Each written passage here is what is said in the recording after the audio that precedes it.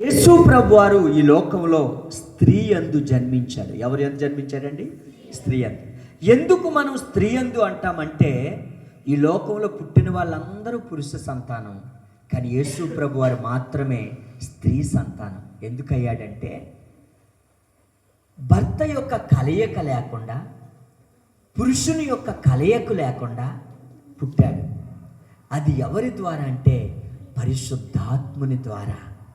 దేవుని దూత చెప్తుంది ఏమనంటే, ఇదిగో కన్యక గర్భవతి అయి కుమారుని కనును అని ప్రవచనాల నెరవేర్పే యేసు ప్రభువారి పుట్టిక.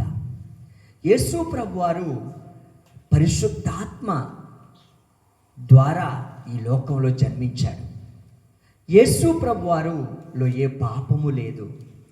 యేసు ప్రభు జస్ట్ తల్లి గర్భంలోనికి పరిశుద్ధాత్మ ద్వారా మాత్రమే వచ్చాడు. గమనించండి, నేను ఎక్కువగా మీకు ఆలోచిస్తున్నాను ఎలా చెప్తే మీకు అర్థమవుతుందని. యేసు ప్రభువారు పుట్టినప్పుడు దేవుని దూత